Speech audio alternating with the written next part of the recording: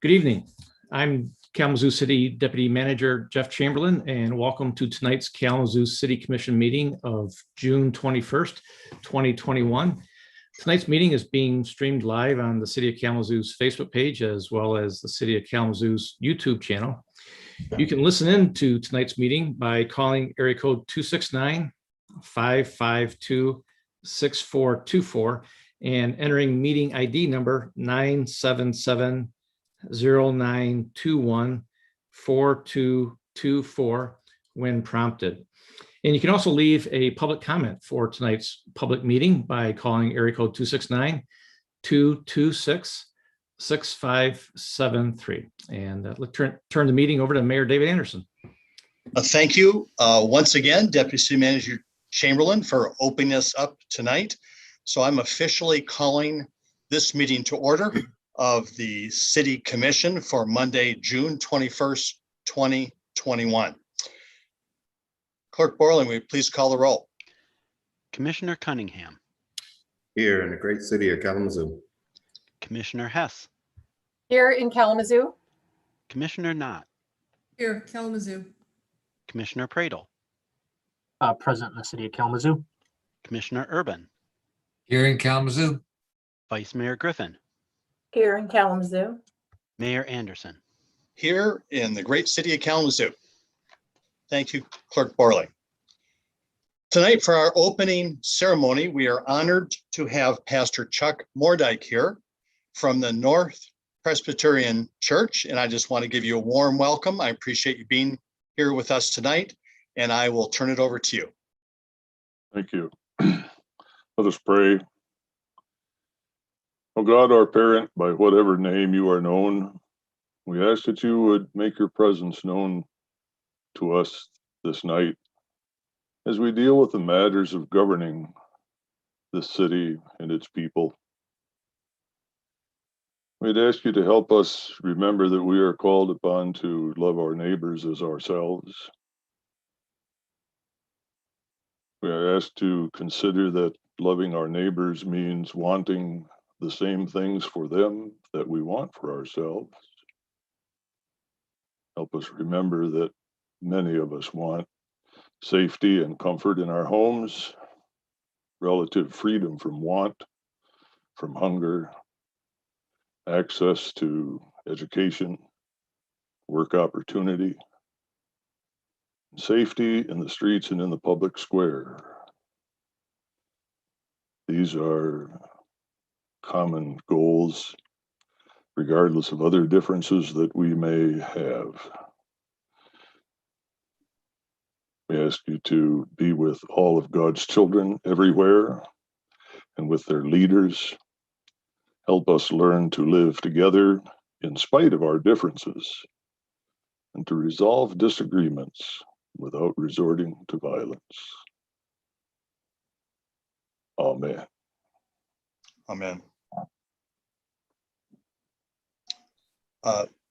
Thank you, Pastor Mordyke. I really appreciate you being here. And North Presbyterian has a long history of involvement in the community and social justice activities over decades and decades. So it's an honor to have you here representing North Presbyterian tonight. Thank you so much. We have a proclamation tonight, and I believe Commissioner Hess is going to be reading that proclamation. Commissioner Hess. I am, and it gives me great pleasure to read this on behalf of the St. Luke's Diaper Bank and their distribution of their 1 millionth diaper in this past week. Whereas, since 2015, St. Luke's Diaper Bank has provided diapers to families with young children in Kalamazoo. St. Luke's Diaper Bank's mission is to supply diapers and diapering supplies to families experiencing diaper needs and living with the pressures of economic inequity. And whereas national surveys report that 1 in 3 mothers experience diaper need at some time while their children are less than 3 years of age. And whereas with a sufficient supply of diapers, parents and caregivers can change babies' diapers as often as needed. They can enroll children in childcare to attend to work and school. Children can receive the developmental benefits of early childhood education programs, and caregivers can better support their children's social and emotional development. And whereas the people of Kalamazoo recognize that addressing diaper need can lead to economic opportunity and improved health for families and for our entire community. And whereas residents of Kalamazoo support St. Luke's Diaper Bank by donating diapers, contributing financially, volunteering their time, and helping spread awareness about the issue of diaper need. And whereas Kalamazoo is proud to be home to St. Luke's Diaper Bank and celebrates the distribution of 1 million diapers to families in our community. Now, therefore, on behalf of the 53rd City Commission, I, in place of David F. Anderson, Mayor of the City of Kalamazoo, do hereby congratulate St. Luke's Diaper Bank on their milestone of distributing 1 million diapers and commend them for their continued service to our community. Thank you so much. Thank you, Commissioner Hess, for reading that. We are also blessed to have two leaders in the community tonight who are associated with this activity, and that is Allie Van Heest, who is board chair, and Sarah Kessler, is that right? All right. Who is executive director. Do you have any words for us this evening? Yes, thank you so much. On behalf of myself and Allie and the rest of St. Luke's Diaper Bank, we want to express our gratitude at this proclamation. St. Luke's Diaper Bank was founded in 2015, starting as a diaper drive. They collected a few thousand diapers, but learned about the prevalence of diaper need in Kalamazoo and formed the Diaper Bank. In 2020, we distributed about 285,000 diapers and are on track to exceed that this year. We distribute diapers through partnerships with nonprofits that already exist in our community and through drive-through distributions that we started during COVID, but have been wildly successful and we plan on continuing. We want to also express our thanks to our partners and to members of the community as we reach this milestone. We literally couldn't have done it without the support of Kalamazoo residents. So if you want to get involved with the Diaper Bank and help us distribute our next million diapers, the best ways to learn about our work and opportunities for volunteering or donating, it's all on our social media and our website, which is stlukesdiaperbank.org. And most importantly, if receiving diapers would be beneficial to you and your family, please check out our social media and our website to find out where we're going to be for our weekly diaper distributions. There's no requirements. You don't need to prove anything or supply your name. Just come, and if you need diapers, you will get them. So thank you to the commission. Thank you especially to Commissioners Hess and Pradel for coming and helping pass out diapers during our celebration last week. We are very lucky to have all of the support that we have in Kalamazoo. Thank you. Thank you so much. I appreciate you being here with us. It is the work all across the community of people who live here to achieve our goal that Pastor Mordyke talked about here at the beginning. And this is an important piece of that work and one little piece of the big jigsaw in this community that's trying to put all that together. So thank you so much for your work, for your volunteering, Allie, and for you being here tonight.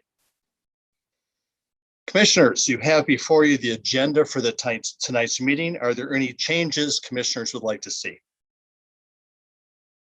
Commissioner Hess. I would ask that we move item G11, approval of a memorandum of agreement with Kalamazoo Public Schools for the Department of Public Safety to provide school resource officers for the 2021-2022 school year to the general agenda, please. Or the regular agenda, sorry. Thank you, Commissioner Hess.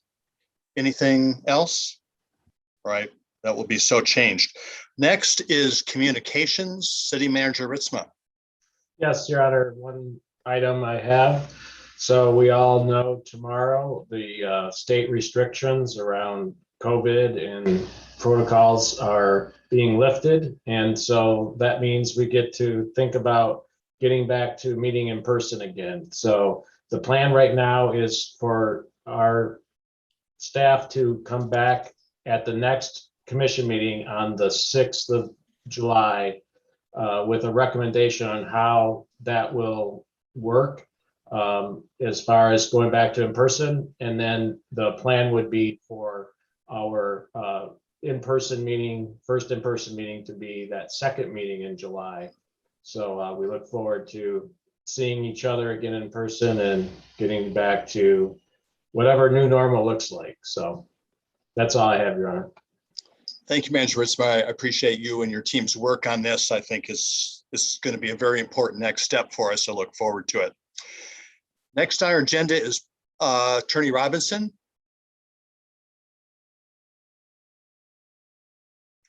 You're muted, Attorney Robinson. I saw your hand, but. I'm sorry.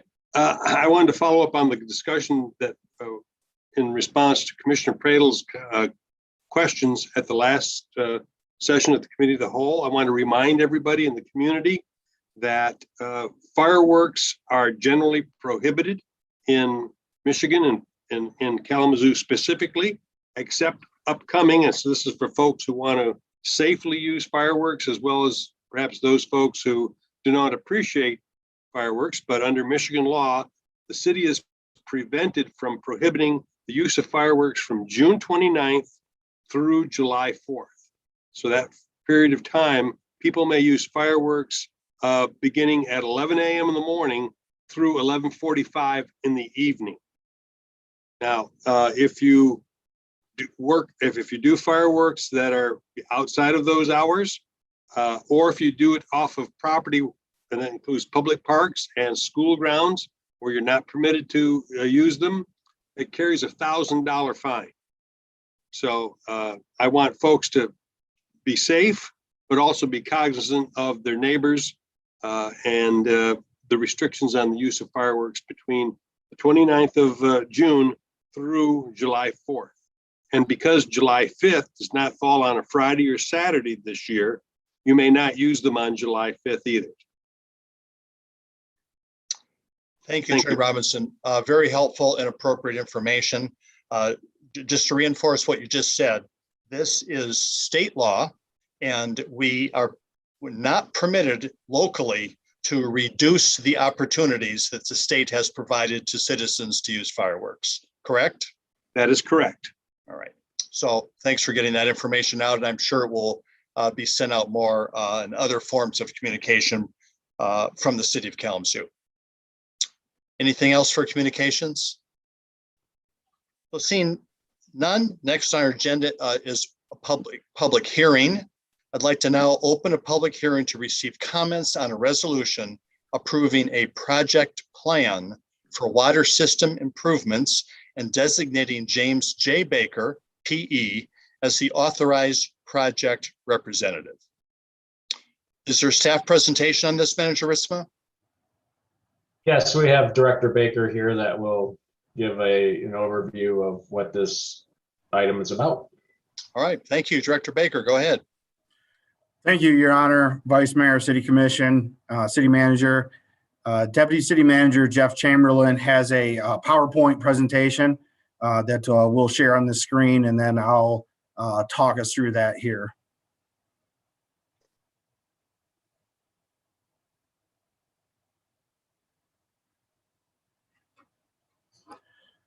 Good evening, everybody. My name is James Baker. I'm the Public Services Director for City Kalamazoo.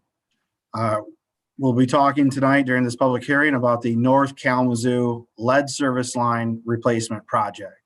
Next slide, please. This project looks to utilize a funding source known as the Drinking Water Revolving Loan Fund, or DWRF. These funding dollars are federal dollars administered at the state level by the Michigan Department of Environment, Great Lakes, and Energy, Eagle.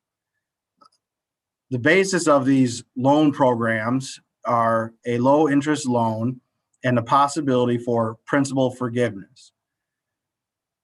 The loan mechanism is more beneficial than going out across a standard open bond market. And I can get into some further explanation for that. The DWRF project plan is essentially the step that we're in now, and that's the application process for this project. Eagle accepts the applications as project plans. Project plans are then reviewed and scored based on need and ranked based on that scoring. Eagle then awards project plans to communities based on those scoring or ranking criteria. Next slide, please. The timeline, or our timeline for this project, goes all the way back to last year in July, when we issued a notice of intent for this project area. And City Kalamazoo has been focused on accelerated lead service replacement since 2017. From 2017 forward, we've committed to 500 replacements per year. We are also doing large-scale projects in large neighborhood areas. So we are currently, at this time right now, in the last year of our East Kalamazoo project, which included East Side Kalamazoo and Eastwood in Kalamazoo Township. So we're kind of moving from the east to the west along the north boundaries of our service area. In April of this year, we began to hold public meetings about this project. On April 19th, the City Commission approved a resolution to support this project, and our project plan was submitted to Eagle on April 30th. We're coming back here tonight to reiterate this project and resubmit this project plan. We have changed a few items. We've moved the project deliverable schedule into the third quarter of 2022. We also wanted to get some more information out about this project and give the public another opportunity for a public hearing to receive information on it and provide comment. Next slide, please. We'll resubmit the final project plan in June of this year, as I alluded to. We expect Eagle approval of this project plan in August. We'll tie our user charge system, which is essentially the rate justification or rate study, in with our budget process and in with our rate making process that we'll do and bring forward with the budget process.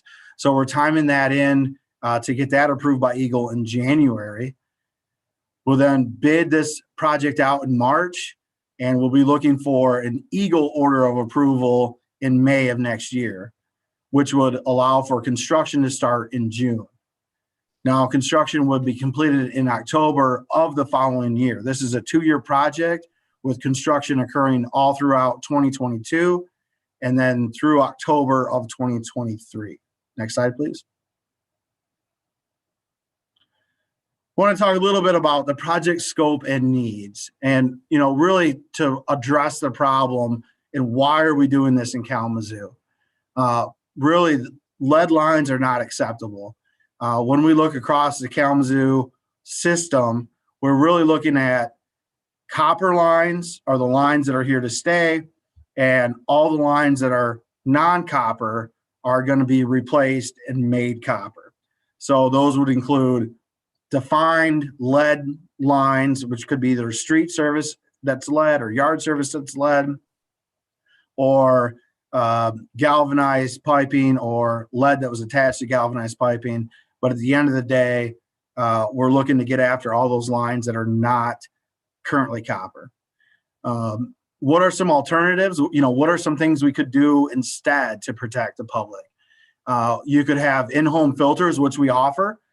Anybody who's interested in obtaining a NSF approved filter that they could use in their home right now can give us a call at 311 or 337-8000 if they live outside the city limits, and we'll provide that filter.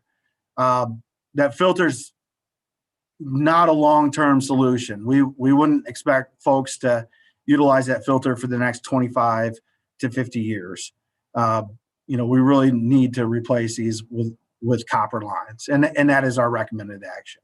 Next slide, please. So in terms of project need, this project area, which is the North Kalamazoo area, we estimate approximately 2,000 lead service lines. Those will be replaced with new copper service from the water meter that's in the house all the way to the water main in the street.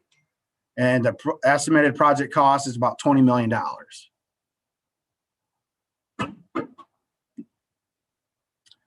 This is the map of the project area. And depending on your viewport of the screen that you're looking at, this image pretty much fills the entire screen. There's a red polygon that's kind of traced around a general area of Mazel Street to the north. We've got Michigan Ave and Kalamazoo Ave to the south. Got Nichols Road to the west. And we've got the Kalamazoo River on the east side there. The color designation between the pastel colors, that's just to differentiate between Kalamazoo City and Kalamazoo Township. But all those locations are in the project area. Next slide, please. Again, the project scope, we're going to be replacing either lead street side or lead yard side. Either one of those, it's all just going to be copper. So regardless of the material going forward, it's going to be copper street, copper yard. Now, you may have a home in this project area that already has a copper street side or a copper yard side. If that's the case, we'll make the remaining portion copper, so it's copper. And if you already have a home that is currently copper, we won't be doing anything to your home. Your home would be essentially skipped if that's the case. Next slide, please. In terms of project funding, project cost, the estimated average cost per parcel or per home is about $10,000 for this project. Now, we cannot do a special assessment. Special assessment districts are specifically illegal for lead service. That was part of Michigan's new lead and copper law that was passed in 2018.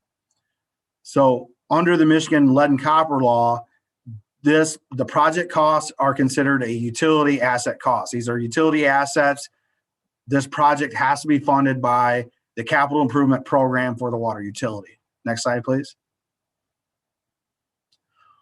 Water CIP or water capital improvements, those are rate funded by all system users. So everybody pays whether you're in this project area or not. When you look at what those costs are, that would be an average user cost of a residential equivalent unit of about $28 per unit. If you looked at that over your per quarter bill, that's about $7.06 per quarter for all ratepayers. Now we're not doing a rate change right now. There's many other projects in our capital improvement plan. We're going to look at rates when we come forward with budget in 2022 or that budget for 2022. So we have to explain what the rate impacts are, what the cost would be for just this project, but our utility does more than just this project. So that is not the recommended rates or rate increase going forward. That is just the rate impact of just this project. Next slide, please. So talk about the impacts of work. What would that look like for a typical homeowner? This work would occur about a 12-hour period, during which time you would be out of water. Most of this work can be completed without disruption of the lawn. We excavate at the curb box in the street. We excavate at the water main. We go inside the home, pull the meter, and then we attach new copper to that old lead line in the home. And then from the street, we use an excavator or pulling device and we pull out the old lead. As we do that, we're pulling in the new copper. Next slide, please. And we do recommend that when you have your lead service line replaced, that you go on a filter and utilize an NSF approved filter for 30 days. Now, once we award this contract, and we anticipate to do that in May with work scheduled to start in June of 2022, we will be sending a letter out to every home in the project area. In that letter will identify who our contractor is, and we will notify residents at that time that our contractor will be scheduling dates. Postcards will be placed on the home, or tags will be placed on the home, giving homeowners instructions to call the contractor and schedule a date to do this work. An adult must be present when we're there to do the work, and this work will be performed by a contractor. Next slide, please. This slide just kind of shows you what I talked about with that hole at the curb stop and the new copper line going in. Next slide, please. This photo illustrates just a different angle of that, showing the crews out in the street. Next slide, please. This is just a picture from 2017 with some lead service workers, city water workers. Next slide, please. That concludes my presentation for North Kalamazoo lead service line replacements. And I'd be happy to take any questions or comments. Thank you very much, Director Baker. Are there questions for Director Baker from Commission? Commissioner Cunningham. Once these lead lines are taken up and they replace the dirt, and what is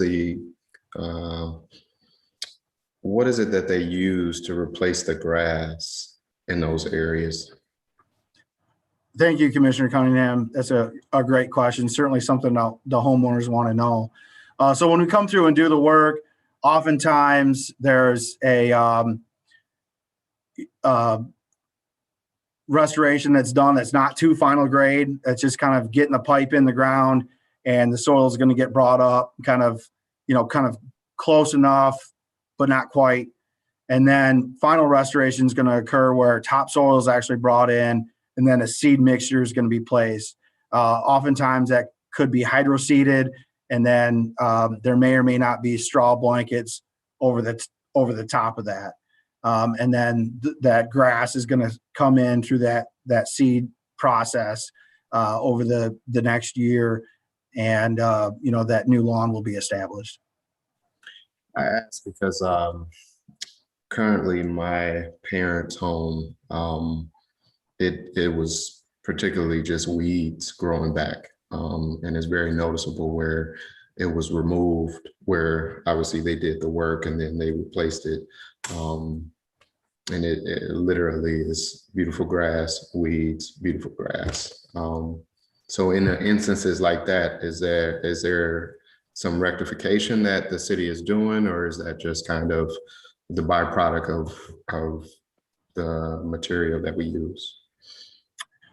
So, that's a great customer satisfaction question. A lot of times we're using a bulk contractor mix, and it may not be as good of a mixture that's there existing. A lot of times establishing a new lawn can have its challenges to make sure that weeds don't come up there.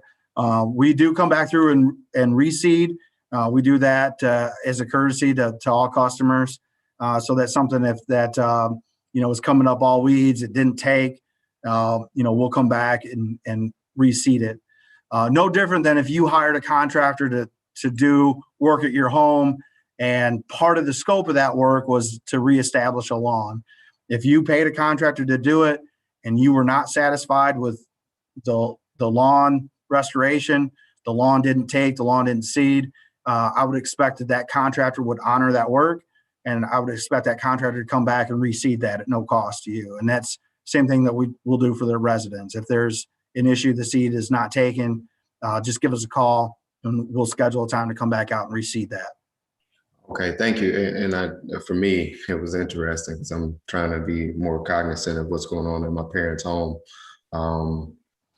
The weeds just grow a lot quicker than grass. And so, that puts an extra burden on my parents to have to pay somebody to try and come out and take care of that, just that one section. And so I appreciate that insight and information. Thank you. Commissioner, thank you, Commissioner Cunningham. Commissioner Knott. Yes, thank you. Just to Director Baker. First of all, I think I was the first property owner on Forbes Street when you started this spring. I think it was sometime in April. I had my lead line replaced. The crew was very professional. I enjoyed getting to know them. The work was outstanding. But to echo Commissioner Cunningham's comments, my partner and I went away we had a dirt patch for several weeks. We went away over the last week and whatever, came back yesterday. And I joked with Amy that I needed her to get out there and weed whip our weed garden before the city sent me a notice of weeds that were, 12 inches tall. And it's not an exaggeration. They were knee-high weeds. There's a few patches of grass. For somebody like myself, it's not a big deal to get some topsoil. Sorry, I keep looking out at it as I'm talking. It's not a big deal to go get topsoil and throw down seed, but for the target area, and as Commissioner Cunningham said, with his parents being a little bit older than I am, it could be a burden. So I'm not asking for the city to come back out, but if you drive up and down Forbes Street where you've already worked, I think part of the problem is the crew threw down sand and not like a topsoil, and grass just is not going to grow on sand. Hey, thank you. These are great comments. And, certainly if there's, if the work is not satisfactory, we have to address that. And, I use the example, if you hired a contractor to come reestablish your lawn and the job was not to your satisfaction, then it should be made right. And that's certainly, something that we take pride in. We want to make sure that we're doing good work, not just the lead line itself, but, to make sure that restoration takes. And it's, pretty typical for us to come back out and reseed and, and make sure that we're putting down topsoil to make sure that that's right. And, we'll be looking after this. And, for any resident that we've come out and done work, give us a call at 311 or 337-8000 and let us know if there's something that we've got to come back and make right. Thank you, Commissioner Knott. Commissioner Pradle. Hey, Director Baker. Just had some clarifying questions to share from the packet. So this drinking water revolving fund loan, one of the reasons why this is attractive is because, as you mentioned, it offers bond rates lower than you could obtain in the open bond market. Is that correct? That is correct. And then the other thing I wanted to just double check with you as well, if I remember correctly from the last time we spoke about this, there's a possibility of partial or full forgiveness potentially of this loan as well. And so was that another component that is attractive about this? That's correct. So a typical project where we just bond ourselves and we issue revenue bonds that we'll pay back over a 20-year period. There's no grant aspect of that. That's we're borrowing money. With this program, there is an opportunity, depending on where the project scores, and a final determination based on affordability and income status of the overall system, whether or not a portion of the project would be given as like a grant. And for this project, they call that principal forgiveness, or the principal, essentially the amount you borrow would be reduced by a certain amount, so that you could do your whole project, but say you only have to pay back, say half of it or something like that. And that's an opportunity that's only available with DWRF. The bonding also is a little bit softer than typical projects. So with DWRF, we're allowed to do what's called draws. So we don't get money or we don't receive money until we need to pay contractors. Now, typically when we go to the open bond market, say we had a $10 million project coming up, we received $10 million of bonds. And so the work may not be done yet, but we're paying back interest on those bonds from, the moment we receive those. And so from a rate standpoint, DWRF projects are a little softer on rates, and we can finesse those into our capital plan a little bit easier than we would if we had to go out and obtain $20 million of project financing in the open bond market. Thanks. And I also was just going to, make a point, but also if you wanted to add anything as well, is just that, although lead service lines, it's amazing. It's awesome that we're getting those out of the ground. Just to remind individuals with families and especially with young children that, elevated lead levels within children, although lead service lines could be a contributing factor, that the environmental impacts in the home are far greater on impacts of high or elevated lead levels in children. And so, please, especially with the pandemic, remember kids are in their home for far extended periods than usual. Not as many people are going to see their pediatricians for regular visits. So if you're a parent with a kid and you live in an older home, please make sure that you insist on getting that a part of your, a pediatrician visit to get your kid lead tested. And just know that there are resources available for lead remediation if there are elevated levels or if your children are at dangerous levels. So, I think I just wanted to share that because I don't want people to think just because the lead service lines are eradicated from the city of Kalamazoo. Again, although that's amazing and great and a contributing factor, it's not the only contributing factor to elevated levels in our children. And so just wanted to make sure to share that. Thank you, Commissioner Praedel. Any other questions? Vice Mayor Griffin. Thank you, Director Baker, for the presentation, and thank you for the questions that have come from the fellow commissioners, particularly for what Commissioner Cunningham and Commissioner Knott lifted up. I was wondering if maybe you all have already started on this, and if not, are you able to maybe cross-reference some of the areas that you have already worked on? Because I'm going to assume if this has been an issue with Commissioner Cunningham and Commissioner Knott as far as the weeds overgrowing, and I'm not sure if we are issuing fines for overgrowth of weeds, but can you all cross-reference and make sure that people on the path that you have already replaced? And also, maybe we can think about getting this word out there. I'm glad that you did lift it up here at this commission meeting that people will be able to call 311 and 337-8000 for anyone who may not have watched this commission meeting, who may have experienced this issue. So I just wanted to ask about that. So thank you. Thank you. Yeah, we can certainly make that known. We can communicate that out. I'll also talk with our other director, Director Kick, who deals with the weed ordinance, to make sure that we can provide address listings and make sure that we're not causing anybody to get a notification. Certainly the city did the work. That would be terrible to have that result in a weed violation. So we can certainly follow through with that with the address cross reference list to make sure that doesn't happen to anybody. Thank you. Any other questions for Director Baker? Commissioner Praedel. Do you mind, Mr. Mayor, do you mind if I ask Director Baker a question unrelated to the matter while he's on the line here? How unrelated? Well, it's on the consent agenda. It's on the consent agenda? Yeah. Okay. Director Baker, I was wondering just if you could take a moment to share. I know on the consent agenda G4, it's page 59 of our packet. On South and Westnedge, there is an amount that we're approving for $123,000 for upgraded traffic signaling lights there. And then it looks like for sidewalk and pedestrian improvements.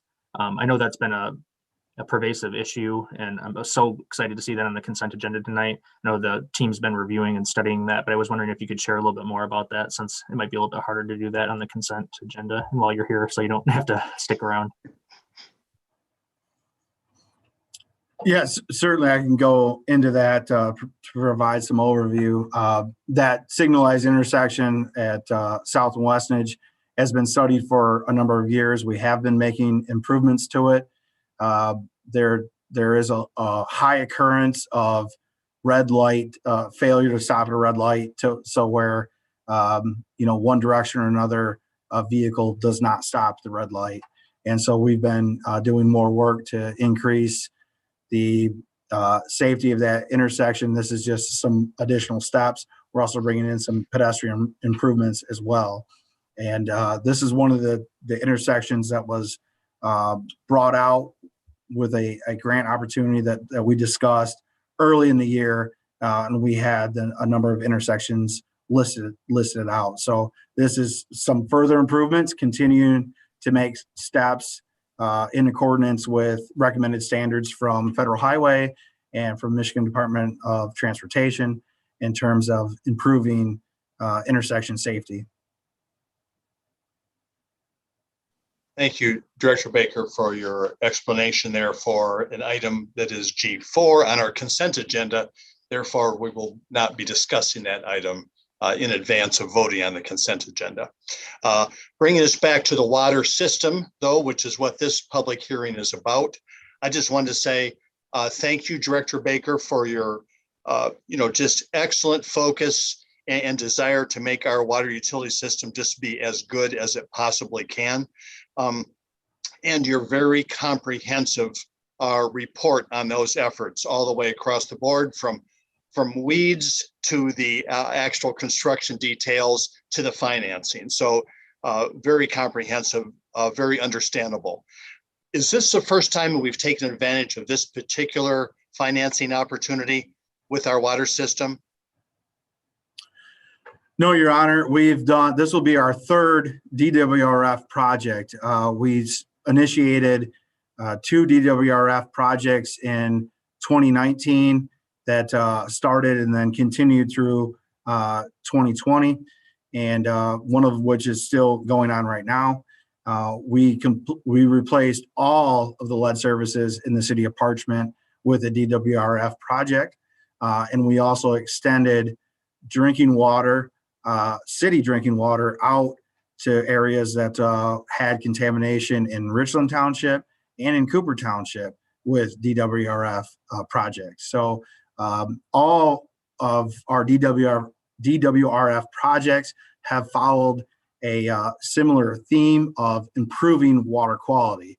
And so whether that's lead focused or that was focused on PFAS, our overarching goal with our DWRF projects is to improve water quality for our customers. Appreciate that so very much. And I think those are, it's great we can take advantage of this way to finance our work for all the things you listed tonight. Very, very important. I just wanted to mention one thing that you had included in your report about representing, I believe, that $20 million cost, and the fact that that could, results in borrowed money to at least to some extent, and that the system has to pay that back, but it is broadly across the system that cost is shared. This is not something that is a cost only to individuals that happen to live within that district you showed with your outline. That is shared across our water system, but that cost could be approximately, I think you identified $28 a year, which is about $7 a quarter, or approximately 50 cents a week. So that said, I would suggest that 50 cents a week across the system for something as important as this is for our whole community is something I'm hoping that people feel comfortable understanding the importance of that. And that's how we're doing this work together as a community. Are those numbers accurate, Director Baker? Yes, Your Honor. Okay, thank you so much. So Deputy City Manager Chamberlain, are there any public comments on this item? We have no public comments for this item, sir. Thank you, DCM Chamberlain. Seeing now, I'd like to close the public hearing, and I will reiterate what the motion is of the resolution. It's the public hearing to receive comments on a resolution approving a project plan for water system improvements and designating James J. Baker, PE, as the authorized project representative. Is there a motion? So moved. Motion made by Commissioner Cunningham, supported by Commissioner Pradel. Any discussion? Seeing none, Clerk Borland, will you please call the roll? Commissioner Hess, Oh, I'm sorry. Did I miss somebody? I'm sorry. Okay. Go ahead, Commissioner Clerk Borland. Hess. All right. Yes. Commissioner Knott, Yes. Commissioner Pradel, Yes. Commissioner Urban, Yes. Vice Mayor Griffin, Yes. Mayor Anderson, Yes. Commissioner Cunningham. Yes. Thank you, Commissioners. The resolution is adopted. Next is an opportunity for public comments. Deputy City Manager, do we have public comments for this item on our agenda? Yes, Mr. Mayor, we have some public comments and we'll begin with those right now. Thank you. Hi, my name is Shona Espinoza. I live in the city of Kalamazoo. And I'm just calling in because I think that there's certain people on the city commission that shouldn't be there. And we need people that look like us that need to be sitting on those seats, because obviously change isn't going to come. The only change that's going to come is to rich white people, especially white men and people and men in power. David Anderson, you need to not be running in this next election. You don't do anything for the city at all. You need to start doing stuff for the city and start holding people accountable that you are letting cause harm to the communities. Like Richmond, he should not even be there. Y'all should have been fired him a long time ago. His pay is way too high. He's getting paid to basically just do dumb stuff in Kalamazoo and cause harm to the people of Kalamazoo. So I'm going to keep calling in every week, and I'm going to keep saying the same thing every week until you understand that nobody wants you to run. Nobody wants Richmond sitting there getting paid all this money to cause harm to Kalamazoo. So think about that every single time I call in, that you need to start doing exactly what you're supposed to be doing. Hello, my name is Jeremy Turpany. I am a resident of Kalamazoo. I currently reside in the great neighborhood of the Vine. I'm calling again today to bring up the issue of ill-managed properties in regard specifically to AIM property management in several of their properties that are either in a state of neglect, ill repair, or just absolute desolation at this point. They have been contacted on more than numerous occasions, along with KDPS, and they still have not taken any proper actions to resolve the issues for multiple parts of Kalamazoo and its neighborhoods. I really implore the city council to work with the people that are in charge of housing inspections, code enforcement, and very specifically KDPS. I feel that it's very important that we keep on top of these things. As we are opening back up, these situations only seem to get more and more aggressive and unchanged.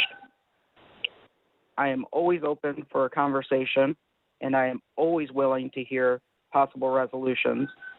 I've asked more than 15 times to speak with Assistant Chief of Police or the Chief of Police in regards to this, and no result.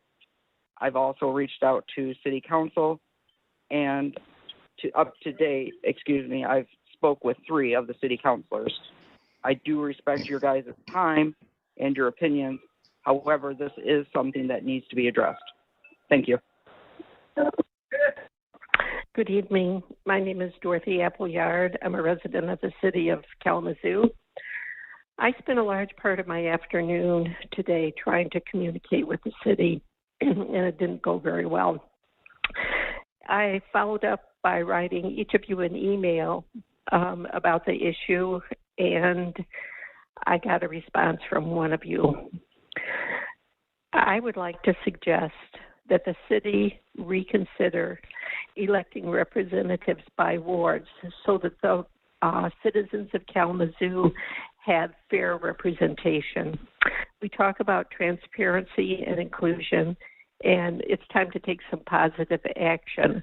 I don't feel represented, I don't feel heard, and I know that many others feel the same. Thank you. Hello. Hello, friends. My name is Francis Vicioso. I'm a community resident, community advocate, education advocate, and parent of a student at KPS.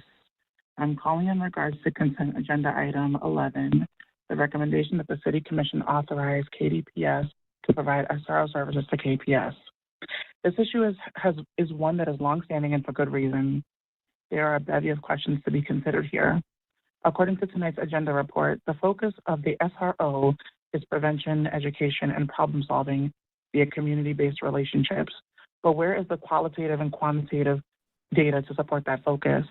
What qualitative data is there to show that having SROs present in schools actually provide youth and families with a sense of comfort and protection? According to a report done by Fisher and Hennessy, schools with SROs tend to have a higher rate of disciplinary incidents, especially out of school time suspensions, than those without SROs. And what quantitative data is there to show the effectiveness of SROs in decreasing the influx of juveniles entering the criminal justice system? With this lack of data, how can we know that there isn't a better way to use this funding to support student growth and positive interactions? According to a study done by Karen Wolf, 77% of SROs polled reported arresting students simply to calm them down. I don't find that hard to believe, but I'm extremely concerned that there are no consequences for SROs, and the idea of justice for wrongdoings on their part is laughable. So also, what is the training requirement, if any, for our school resource officers before they have interactions with our youths? As a former teacher, I did extensive training and professional development in relationship building, working with students of all ability levels and abilities and disabilities, engaging and de-escalating rough interactions with youth specifically. I personally firmly believe that there is no need for SROs in schools. If the strategic goal impact, as stated in the agenda report, is creating a safe environment for living, playing, and working, I truly believe this isn't it. Additionally, the agenda report states that no feasible alternatives are available due to legal, regulatory restrictions, standards, and best practices, or resource limitations. And I find that very difficult to believe. I think that if our best intentions for youth is SROs, then we should have been looking for a different alternative a long time ago. The lack of pouring time and energy into our youth is exactly why we're having these concerns around the school to prison pipeline. I hope you all take some time to pour into our youth and look for some alternatives, because this really isn't it. Thank you very much. Have a good night. Hello, I am Ebony Hempel, lead of Parents United. I am a city resident. I am opposed to the SROs in the schools because it perpetuates the school to prison pipeline while also fueling the school safety information policy agreement, which was signed into existence in the 2000s and mandates the sharing of information of students' information with law enforcement, judges, and jails. Thank you. Mr. Mayor, that was the last public comment. Thank you, Deputy City Manager Chamberlain. I appreciate the time that everybody took and the effort to call in and provide us with your thoughts and opinions this evening. Means a lot. Next on our item on our agenda is the consent agenda. City Manager Ritzma.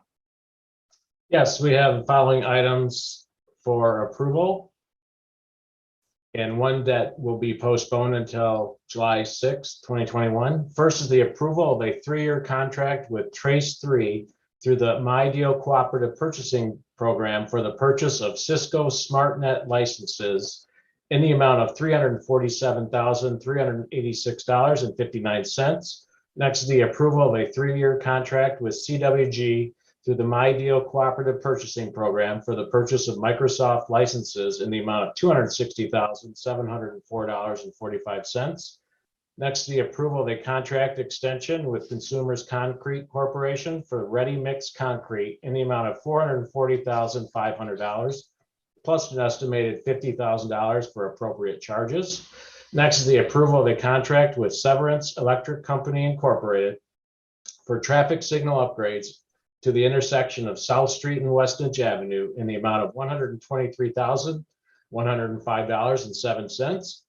Next is the approval of a 24-month contract extension with Constellation New Energy Gas Division LLC in the amount of $750,000 for natural gas to be used to heat selected city facilities. Next is the approval of a contract with Denny's Excavating for the construction of Lacrone Park Splash Pad in the amount of $421,077.05. Next is the first reading of an ordinance to rezone properties generally located south of Patterson Street, east of Edward Street, north of North Street, and west of Verberg Park / Walbridge Street from limited manufacturing M1 to live work 1, which is LW1, and live work 2, LW2, and from residential mixed use RMU, which with the Riverfront Overlay District 1 and Natural Features Protection Overlay to limited manufacturing M1 with Natural Features Protection Overlay District, and schedule a public hearing for July 6, 2021. Next is the first reading of an ordinance to rezone 203, 207, and 211 Wall Street from commercial office CO to live work 1 LW1 and schedule a public hearing for July 6, 2021. Next is the first reading of an ordinance to establish First Baptist Church at 315 West Michigan Avenue as a single resource local historic district and schedule a public hearing for July 6, 2021. Next is the adoption of a resolution approving 5 new neighborhood enterprise zone homestead applications in the Vine neighborhood. Next is the approval of a request from the Kalamazoo Country Club for a permit to publicly display fireworks at 1609 Whites Road on Sunday, July 4th, with a rain date of July 5th and Friday, July 9th. Next is the approval and acceptance of an easement with the Michigan Department of Environment, Great Lakes, and Energy for property owned by the city of Kalamazoo in conjunction with the Sun Valley Reconstruction Project. Next is the approval of the sale of 738 Harrison Street to Kalamazoo Neighborhoods Housing Services for the price of $500. Next is the approval of the appointment of Dr. James Maluish to the Environmental Concerns Committee for a term expiring on January 1, 2024. Next is the approval of the items from the city commission meetings on August 17, September 8, September 21, October 5, October 26, November 2, November 16, December 7, and December 14, and December 21, 2020, and January 4, January 19, February 1, and March 13th of 2021. And finally, the adoption of a resolution approving the sale of 510 Phelps Avenue to Shira Berry for $1,000.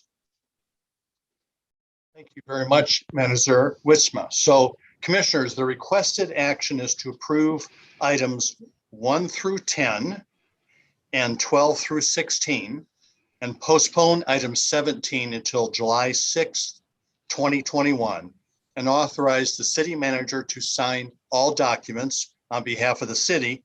Is there a motion? So moved. Motion made by Commissioner Cunningham, Support. Support. Supported by Commissioner Hess.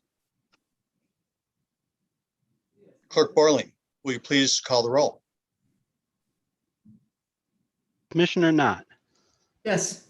Commissioner Pradel, Yes. Commissioner Urban, Yes.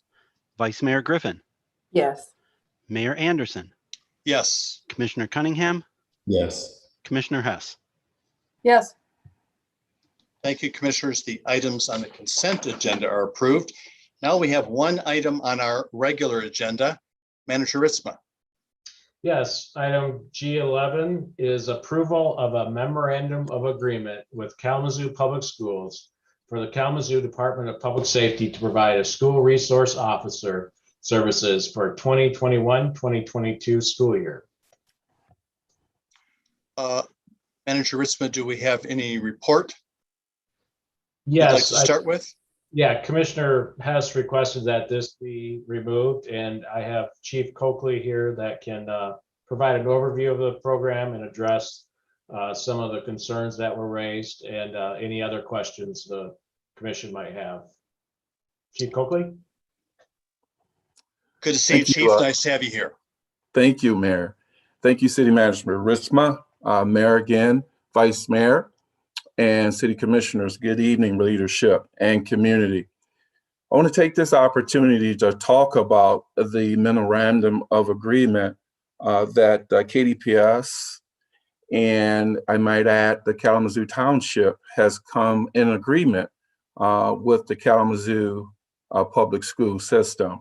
Earlier this year, myself, Chief Ergang, and leaders from KPS got together and we hammered out this memorandum of agreement in order to make guidelines for the work of the SRO, school resource officer. And certainly hearing the public comments has concern, and there have been concerns for over many years. And moving forward under my leadership, we certainly, and with the current leadership of KPS, we have moved away from some of those comments. So with this memorandum of understanding, or excuse me, of agreement, this is again between KDPS and the KPS, and that this school resource officer will provide services to Lori Norks. Now we know in our city, Lori Norks is the school that is facilitated within the city of Kalamazoo. So we will then, through prevention, education, and problem solving via community-based relationships, okay? Now, so again, the tenets of public safety on our community outreach comes from the 21st century in policing. And we will continue to do that in all aspects of outreach within our organization. Okay, those activities, and these are not all of them, but I just want to highlight a few that are important in this work. And these activities include investigating criminal activity, okay, enforcing the city ordinance and states and statutes. But more importantly, if we have to, those proper referrals within the system of the juvenile system. What comes important to this is that this commission a week or so ago approved for the social service coordinator, who again will help with that work of helping referring situations such as this. I've talked about many times in front of you, leadership, about those who are most critically or most important, I say important, but those who are sometimes at ill, and that is our elderly, youth, and those who are mentally distressed. So also this SRO will help the campus safety officers and school administrators with emergency crisis planning and building security issues. This is often sometimes when we have those violating coming into our schools in order to do something different with their behavior. The SRO will assist teachers and staff in classrooms with presentations as needed, maintain visibility and attend school functions as necessary. There are often, events after school, during school, that the school resource officer is needed there. What is important? Be a positive role model for the students and endorse the profession of law enforcement officers. We have EFE, but it is important, again, to, at the youngest age of these young people, to have relationships with law enforcement, to show and bring folks in and recruit for young people. We are looking forward to that with Dr. Rita in order to, again, have that relationship with our officers within the school system. Every attempt in all contacts will be made in order to foster community relations and collaborations. But when there is a need to address behavior on the campus, the school resource officer will make sure that he or she, in this particular, our school resource officer who's assigned to Lori Norks is a gentleman, an officer, he will resolve issues with the school staff about student behavior, about issues, about school rules and violations before an arrest is made, okay?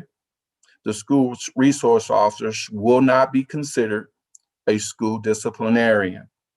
If the school administration and or school staff believe that an incident constitutes a violation of law, they shall contact the SRO, who will determine at that point whether law enforcement action is appropriate. Okay. The effective date and time or times of performance, the SRO will work school hours and those events hours after school. SRO will flex their time and hours to accommodate those school events. The public safety will choose the SRO based on the KDPS policies and the collective bargaining agreement with the Kalamazoo Police Officers Association. And we will backfill this position when there's a vacancy due to situations. There's something that came up, I heard in public comments that talked about training. The school resource officer will be trained in crisis intervention training, okay? He will be trained in that. They are also trained in what the district KPS deems necessary, and in particular, anti-bias and anti-racism training. Also cultural awareness as deemed and impactful on the actions of the group of children that they are around in situations, or not situation, but on the campus grounds. And so that he can understand and make decisions dealing with students, staff, and parents. SRO will attend district training deemed necessary by the district chief of the campus public safety and the building administrator. This particular position will be funded by KPS on a yearly basis. Moving forward, there's a sum of money that is pushed toward that for the position itself. Termination of the memorandum of agreement also can be done by either party by giving 30 days a written notice prior to that. These are some of the short notes that I have that will guide the work and the training for this school resource officer in the year 2021 and 22. And I am willing and here to take any questions or comments that you have about the position. Thank you, Chief Coakley, for your excellent description of what will be going on there. Commissioner Hess. Again, thank you, Chief Coakley, for, again, your presentation. You mentioned you worked with Chief Ergang as well as the superintendent. And is it the same expectation at Kalamazoo Central as Loy-Norix? And will these officers be working together? It is. Thank you for that question, Commissioner Hess. And this memorandum of agreement is for both schools, both departments. That's correct. And there is times when both departments will work together on an event or some type of function. So yes, we both have agreed to this agreement. Other questioners or questions from commissioners for Chief Coakley at this time? Commissioner Pradel. Vice Mayor's hand go up first. So. Oh. Sorry, I was trying to. You're deferring. Okay, Vice Mayor, here we go. Oh, okay. Well, thank you, Commissioner Prado. Thank you, Chief Coakley, and thank you, Commissioner Hess, for pulling this off into this agenda and giving us the opportunity to talk about this. So just a few questions that I have. One, in the past, have the commission ever looked at the memorandum? That's the first question. The second question I have is, have we ever received any data around the effectiveness of the SROs in the schools? And then my concerns right now, I guess the biggest concern that I have, and this is not specific to you, Chief Coakley, this is more about a system we're talking about here.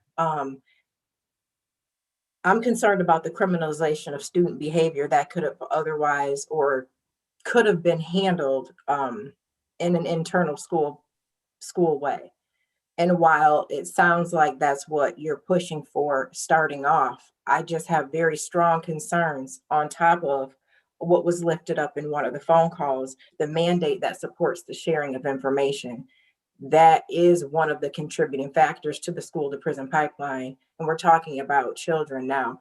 That does not mean that accountability, you know, certain things don't need to be addressed, but alongside that, you have Kalamazoo has one of the highest amounts of school-aged children that are homeless in the state.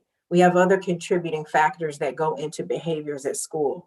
And I've not been on the commission, so long, but I don't recall an ask going to anything that has to do with Kalamazoo Public Schools. And please correct me if I'm wrong, but if we're going to put money towards schools, should we be investing it in this way? Thank you for that questions, Vice Mayor. I appreciate that. And so I would defer to Attorney Clyde Robinson, what has been placed before this commission prior to me sitting in this seat. I'm not sure on that information. I know this particular document, once we put this document together, and once I read it and digested it, I presented it to City Attorney Clyde Robinson for his approval, which he has given. And it was placed before you to be placed on the agenda. So I will quickly yield to Attorney Robinson for that bit of information. Thank you, Chief. In the past, these agreements have come before the commission and have been part of the commission agenda packet in the past. This year's agreements is kind of breaks the mold, because most of the ones in the past, we use them year after year after year with very little change. This one was a little more negotiated in response to the concerns that were raised by the community. And so that while it is similar, it is a little bit different as well. Thank you, Attorney Robinson. And so I believe to your other points, Vice Mayor, we have collectively collaborated, that being KPS, myself, and the other township, that we will have meetings with KPS on the regular to continually to discuss these situations and issues that may come up and arise during the school year, reference to the school resource officer, to address those issues that the community uplifts each time that a situation arises. There will be regular meetings with the school resource officer and the principal of Loy Norks to make sure that communication is very tight and we are both on the same playing scale, that we both understand what's going on and we need to continue to have that open communication. I think what's important to know as well is in the past, as school resource officers who have been placed there, this particular position is a chief's selection, Vice Mayor, Commission. This is a chief selection. There are times when school resource officers have been placed there, and by the collective bargaining agreement, the lowest senior officer has been placed there because someone doesn't want to be there. That is a constraint that I am held to, but even in this situation, the school resource officer who is going to Loy Norks in this school year of 21-22 has the heart of the community. He is a hardworking officer who wants to build relationships. And I welcome the opportunity to introduce the school resource officer to this leadership, so that you can get to know this young man, where he is in his career and what he wants to do. He wanted to do this. He wanted to build relationships. So I know there's been, some situations in the past of that perception, and which is reality. And to your point, Vice Mayor, about stats, in particular, we have not specifically tracked, to my knowledge, stats that would talk about where the stats will come from the schools. We can certainly pull those up and look at where the arrest occurred. And yes, I can recall back in the day as a younger supervisor, that was a lot that was going on. But that is not and will not be my focus under my leadership and administration. So I hope I've made this community comfortable by my words, but mark our actions, which will speak louder than words.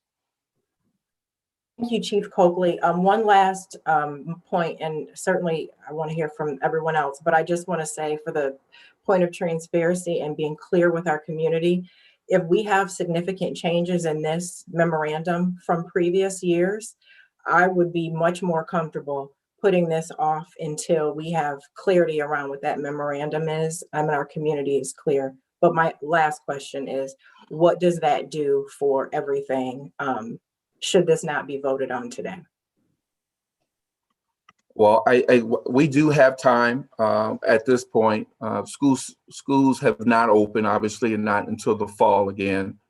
So if we put it off a week or two, we should be okay, Vice Mayor. Thank you. Thank you, Vice Mayor. So I'm going to go to Commissioner Pradel next, Commissioner Urban, but I just want to clarify one thing that I just wanted to make sure was clear in the list of the Vice Mayor's questions, and that is as far as budget and funding. So just some clarity about that. This position is funded by Chief Coakley. You're muted. It's funded by KPS. I apologize. My computer locked up. I tried to unlock it. But no, this position is funded by KPS. And we are doing this at the request of Kalamazoo Department of Public, the Kalamazoo Public School System. Is that correct? That's correct. Right. Excuse me. That's correct, Mayor. Okay. Commissioner Pradel. I know we used acronyms, but KPS is Kalamazoo Public. Yeah. Thank you. Commissioner Pradel. Sure. Thank you, Mayor. Evening, Chief. I just had a few questions for you here. So I wanted to just double check, make sure I understand this correctly. So Loy Norix is staffed, their CRO is staffed by Kalamazoo Department of Public Safety, given the fact that of the city limits, and then Kalamazoo Central has a CRO that's from the township. Is that correct? Yes, Commissioner Pradel, that's correct. Okay.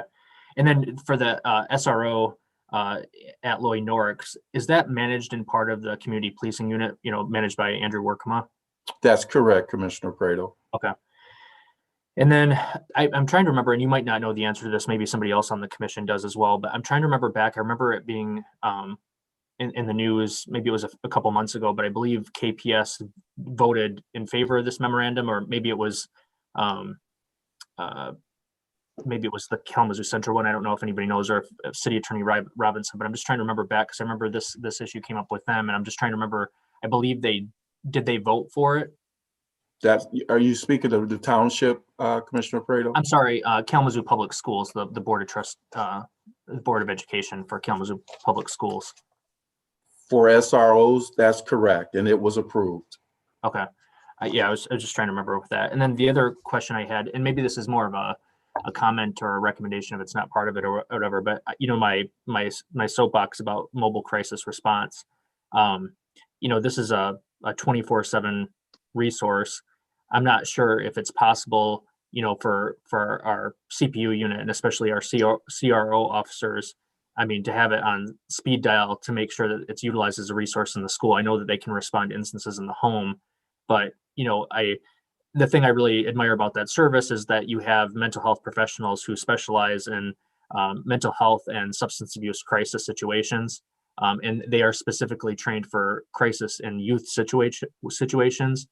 And, it would just, for me personally, and I know, this is a request by Kalamazoo Public Schools. So if it's not us, it might be another public safety jurisdiction that they hire on to,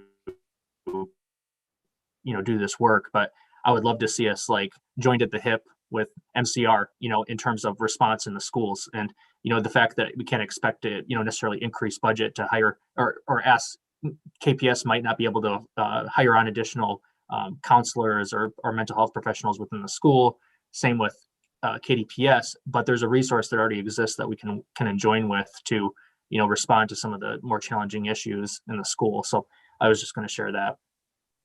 Thank you, Commissioner Prado. Appreciate that. Along with that, with KPS and their own mitigation process, that they also include public safety with and bringing in other resources to talk about those situations. We have held some of those mitigations at public safety, bringing it in. Pastors on Patrol has come.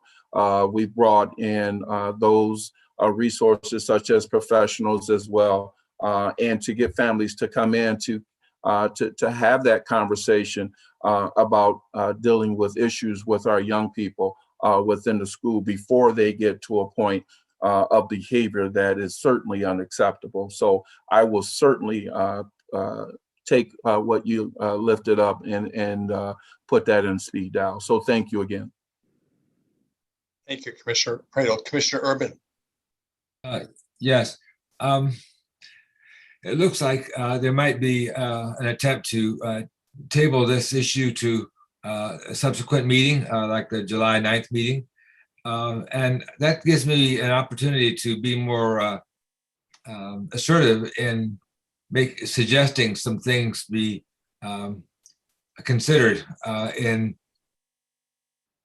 light of this conversation and in preparation for a vote subsequently, if it does in fact take place subsequently. That is, now it seems like we don't have a lot of detailed qualitative or quantitative data on the performance of these school resource officers. And it seems to me that it's hard to run a control. How do you know whether we're better off with one or without one? You can't run a control in this situation. You can't go for a year without anybody there, because then because you're not comparing apples to apples. So what we have here is a situation that cries out for a good experiential study, especially in light of the fact that for the first time we're going to have a community resource officer at our disposal to help with this work. I'd like to see if that makes a difference in the kind of the atmosphere at Loy Norrix, and I would love to have somebody analyze that. So my suggestion is it possible to inquire of, for example, Western's social work department? Is there a grad student there who is willing to use this, do this research? The results of what actually happens on a case-by-case basis with incidents that involve a police officer and a student. It sounds like the ideal practice is that even if the problem is turned over to disciplinarians or to specialists, that if the police officer stays involved, maybe at a distance through the whole thing, it's more of a learning experience for him. And the person who's involved with the officer at the beginning gets to see the police officer's involvement in a broader context than just the crisis that precipitated the thing in the beginning. Because what's behind all this is a climate of fear in the public schools. Fear from people of color and Black students, fear of the police, and among the white students, there's fear of who knows what. violence of some sort or other, especially their parents. Their parents are probably the most fearful of all and have the least information.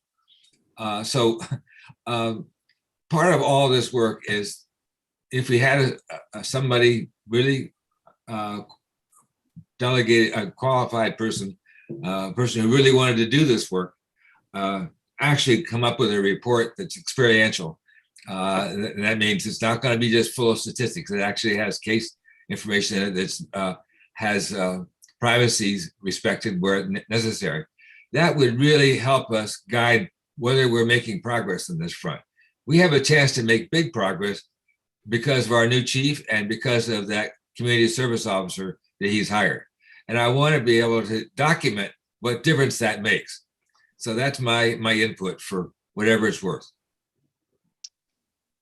Thank you, Commissioner Urban. Other Commissioner Cunningham. Chief Coakley, can we get the name of the officer who will be placed at this location? His name is Eric Epps. Eric Epps. Oh, great first name. So I struggle with this myself. As many of you know, I am very intentional on finding ways to mitigate, de-escalate, and address a lot of our issues as it pertains to, be it violence or other criminal activity, through avenues that doesn't necessarily include the judicial system. And the principle that, an officer is on site automatically, creates a scenario where that access is a lot closer than it would be as opposed to, an officer not being there. And in the same sentence, in a lot of these issues, we can't be naive to suspect or think that there won't be criminal activity that needs to be addressed by an officer or other. And I say that to say,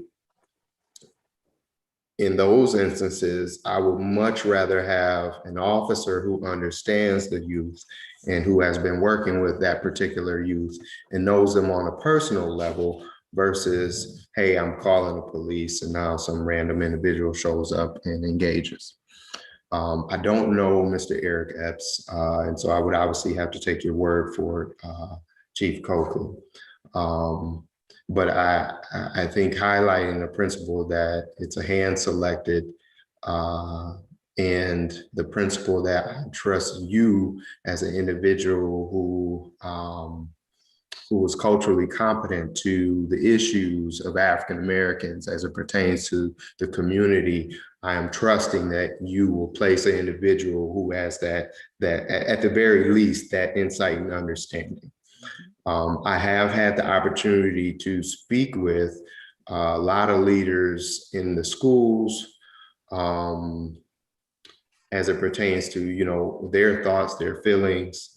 And I think, everybody kind of has that back and forth, the positives and the negatives. And I think in most instances, as we can see with the school board, they land on, yes, we would like for, this resource availability within the school. I think the lesson that I am or the thing, one, I am in agreement with Vice Mayor. I would like to see the MOU.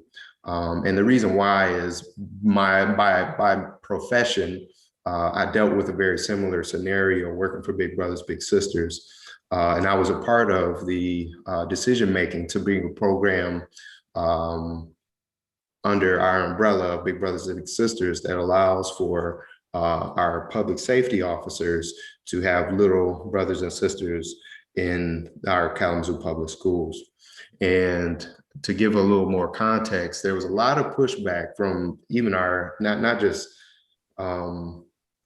individuals who could have been external, but internally, a lot of our employees or my employees at the time, were questioning why we were doing this and if we should. And there's a couple of things. The reason why I decided that I think it was valuable and needed in that instance is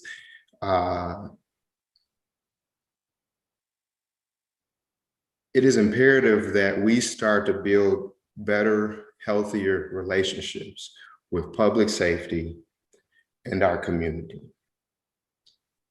In my personal opinion, because of the nature of Big Brothers Big Sisters and their guidance for mentoring, there was no better entity equipped to oversee the relationship building between the little youth and that of an officer.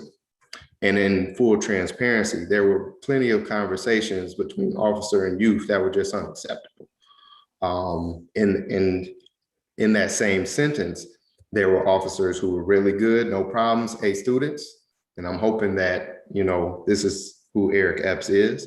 And there were just other individuals who obviously needed that extra coaching and that extra oversight. I say that to say, you know, these are some of the things that we deal with internally, even with the city administration, in that who's responsible for this SRO on site? And I think that would kind of be my question. I know, Chief, you mentioned that there's strong communication between the SRO and the principal, but who's responsible for you know, educating, mentoring, teaching, addressing the officer so that they're better equipped real time to deal with this youth, or, you know, kind of their day-to-day activities on site. And I'm not sure if that's a question that you can particularly answer, but that's something that I know that I would want to have a better understanding and to see in this built relationship. So I'll first even go as far as to say, I do want to see an officer in the school. I do want to see, as my colleague stated, that quantitative and that qualitative data, but I also need to see where that corrective component as it pertains to, you know, professional growth for that officer is there too. That's more in the face, day to day. Hey, I saw what you did there, but maybe we could coach you to do it this way versus that way, and those type of things.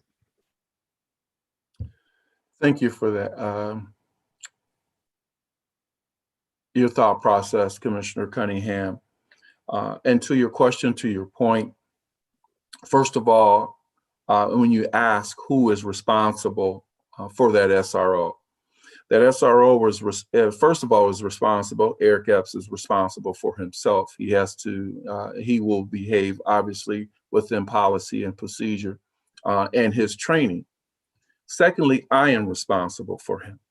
Okay, I am responsible for making sure he is trained and ready, equipped, and ready to go out and do the job of the SRO and building relationships with our youth, the school administrators and KPS.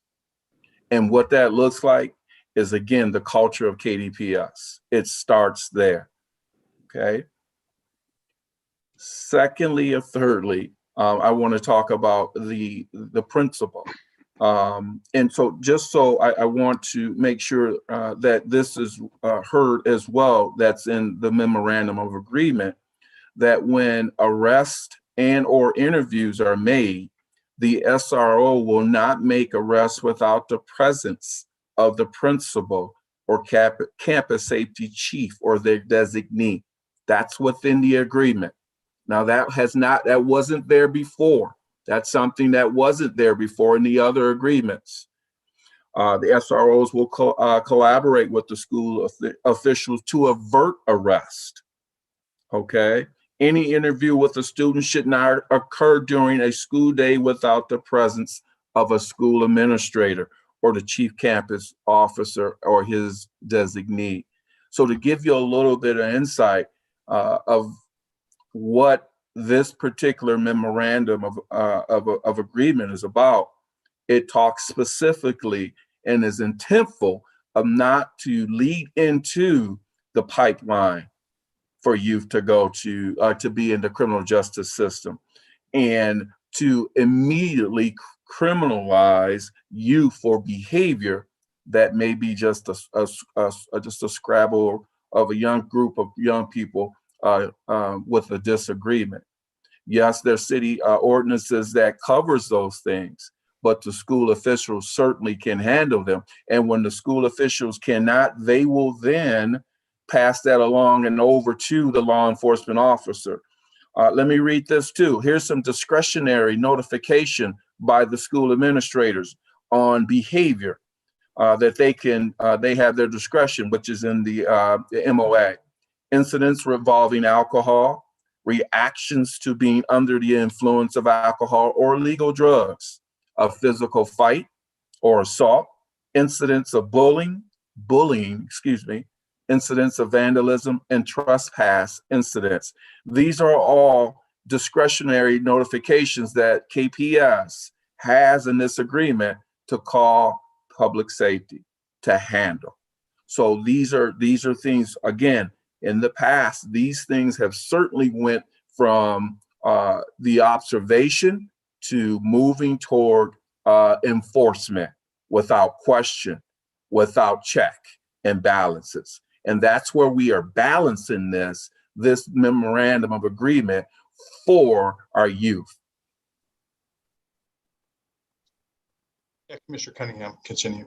And I think that's the imperative piece, is the checks and balances. And you know, unfortunately, not just to you, Chief Coakley, but to community at large, and even my city administration and colleagues, you know, due to the nature of, you know, relationships and souring thereof with the community at large, between public safety, not just, you know, KDPS, but public safety across the nation. You know, we're just in a place where we have to have a lot more checks and balances in place.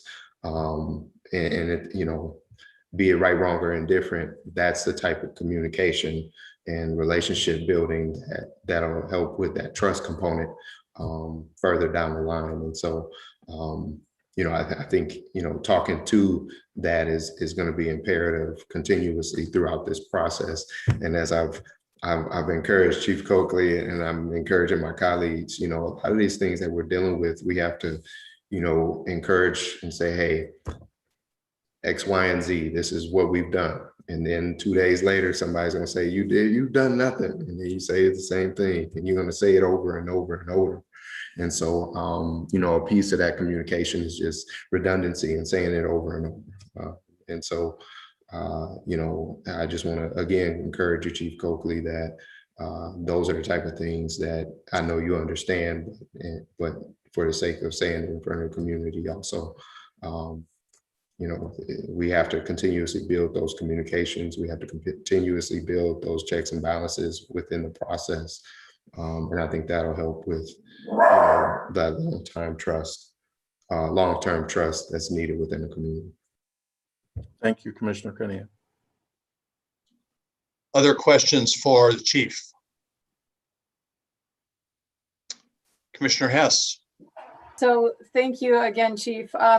You know, I pulled this item from the agenda because I do know the feeling, and I do know what is happening in our community about the SROs. However, I am grateful to commissioners for your engagement and your willingness to work with the chief and with KDPS and with KPS on this effort. That said, I would hope that Officer Epps would be considered an educator, you know, someone who is in the school, not necessarily in the classroom, but in the school, and that is a part of the educational team, and that works with the principal and with all the school officials for the greater good of the kids. That this is actually a shift from the culture of fear, as you mentioned, Chief, culture of fear, into a culture of respect and of community. And If we can have an officer that actually does that and one that is held accountable with data and with feedback, I think that it can be a win-win for everybody. Thank you, Commissioner Hess. Commissioner Cunningham and friend. Yeah, I guess he caught something at the door. This is my security. But I just want to go on record also, Chief Coakley, I'm encouraging you, but I also want to say that it's imperative that we encourage Eric Epps in this process also, so that he feels supported, because regardless of whether we agree with this process or not, we have to ensure that he's able to do the best job that he can do. And I think a part of that process is ensuring that we support him and ensuring we provide the resources to do so. Thank you, sir. Commissioner Urban. I'd like to just emphasize that last point that Commissioner Cunningham was making. It sounds like Officer Epps is relatively new to the force. Is he? A few years on, Commissioner Urban. Yes, sir. Well, if this is an assignment that he wants to take on because he really wants to improve relationships between the youth and police, it's really vital if he's to continue his career in this arena that he has a good experience. And so you and all the people around you at KPS need to be mentoring him as well.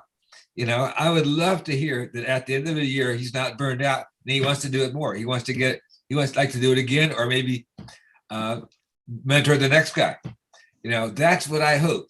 That says to me that it's a win-win. If the police officer feels that he did enough good that he'd like to keep doing it. And I'm going to be very disappointed if I find out he's done. It's a big risk because you've got a valuable resource there, and I don't want to see it wasted. Thank you, Commissioner Urban. Other questions for the chief? Commissioner Pradel. Sure. Hey again, Chief.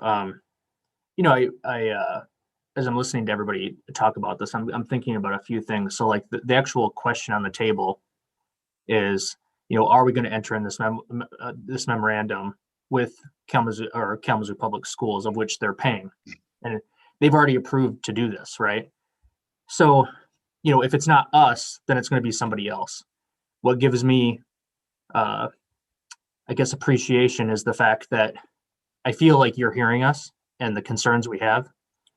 I think listening to a lot of these comments as well, it just kind of goes back to the general conversation about public safety and just that, it's far greater than what any person who has devoted their career to public safety, right? I mean, the mental health services, substance abuse services, and those services that are preventative. And, as it's like thinking about all these comments as everybody's talking about it, and I was thinking, I live about 5 blocks away from Loy Norix. I got 3 boys, and I'd like to stick around for the foreseeable future of my life in the city of Kalamazoo, and all 3 of those boys are going to be going to Loy Norix High School. And I think about what I want for them, and I think back to Commissioner Cunningham's comments, that it's sometimes difficult when you're thinking through that lens of your children that are going to a school. And what I would want for them more than anything is knowing that there are services in place that if somebody is in crisis, that they can help them, resolve those issues and get the services they need before it escalates to needing a public safety officer. Yeah. But as we all know, we live in a society where too often those resources are grossly under-resourced and unavailable to people who need it. We have a mental crisis situation in our society, this fact and point. And so, me again thinking through my lens of as a parent, and granted, I recognize that it's coming from a perspective of a white male with 3 white male young children. Recognize also that because of that mental health crisis, if there is a armed individual that enters that school who's disgruntled, I'll be honest, I take some, I take some, I guess it is a relief as a parent to know that there is somebody there that can act in case there's an emergency, and my children were faced with, somebody who's armed and trying to harm my children. And I think a lot of parents in that same boat think through that challenge. And, when I listen to this greater conversation, I think it just bodes to the fact that I think you hear us and you know that we need more. We need more support and services, and that goes beyond public safety. But what we provide as a society, and hopefully the folks at the school system hear us as well as parents, that we want more mental health support preventative wise. And, we want a culturally competent SRO who can relate with the kids and can respond accordingly to connect them with those resources should something happen. So I guess that's where I am. It's a tricky conversation, but just wanted to share what was on my mind. Commissioner Prado, I couldn't have not said that better. I understand, and I hear this commission, I hear this leadership, and I hear this community on where it stands. I'll never forget 2020 and what that was like, and listening to what this community, the outpouring of what was going on in their hearts, in their minds, and what they saw, and the reason for 2020. So with this position, it's just another part of what the mission is for KDPS. And we will do this together, collaboratively, as a community. And moving forward, we will celebrate our youth. Thank you, Chief Coakley. Other questions for the chief at this point? I don't see anything. Chief Coakley, just a quick question here. I presume that although we wish it didn't happen, from time to time, we could get calls to the Kalamazoo Department of Public Safety from a school if something was going on that was serious and dangerous as perceived by the school staff and beyond what was in their capacity to handle. Wouldn't that be the case? Yes, sir. Yes. And we may get calls like that from time to time. I don't know right off the top of my head, but what the numbers are. I would guess that sometimes disagreements that begin outside of school, end up maybe becoming, come to fruition on school grounds, for example. And those are things that have to be dealt with. So one of the things I think about in this effort, and I don't believe, Chief, that you are just driven in your sensitivity around this by community concerns. I feel that you are driven by your own personal values as it relates to what you see as the responsibility of a member of the Kalamazoo Department of Public Safety. And I believe that you have high expectations, and that those expectations that you have,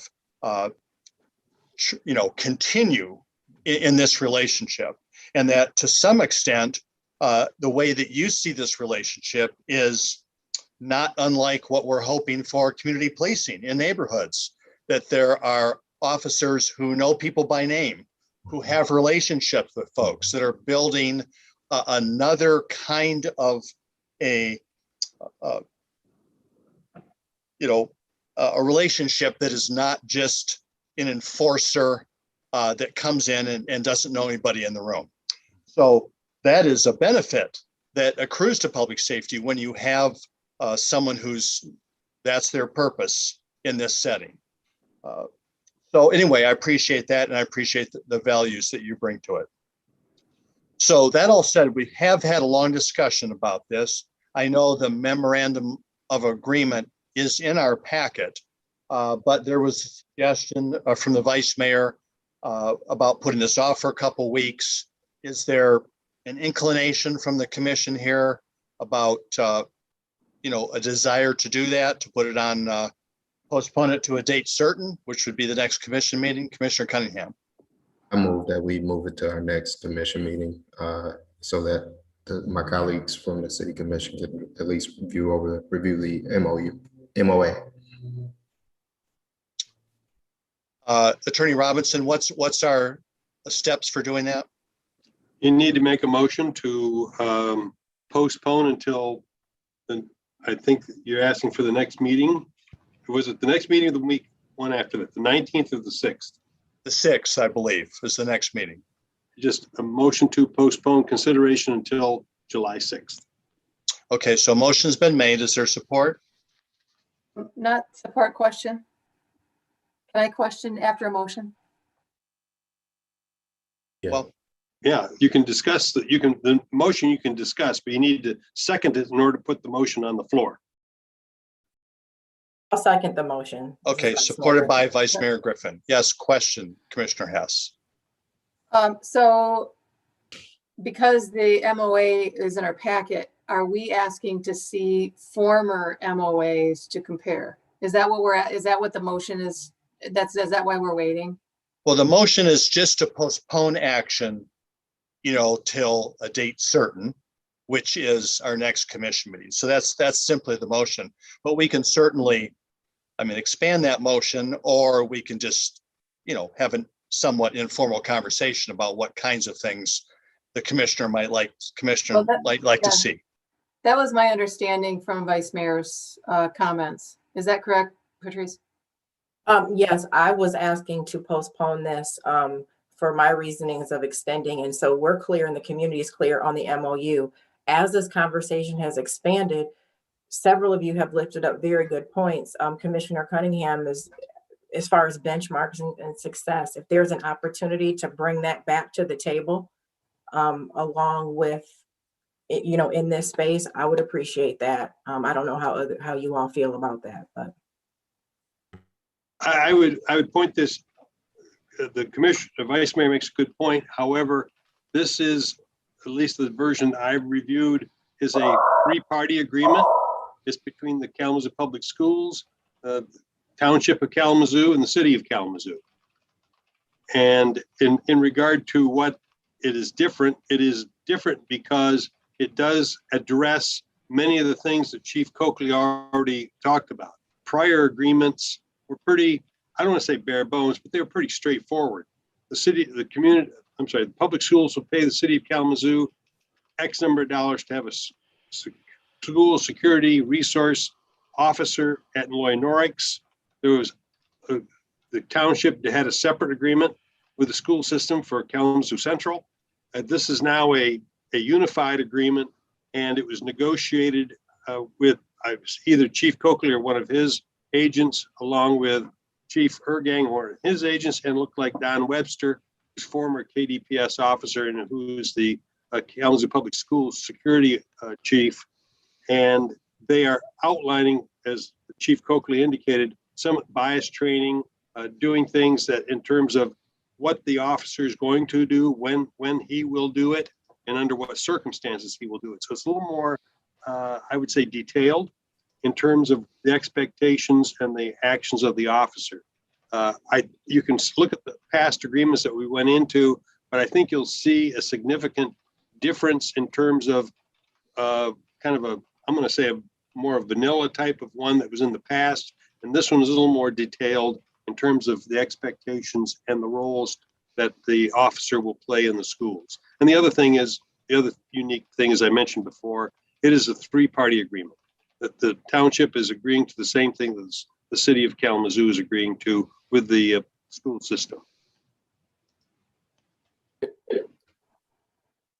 Commissioner Urban.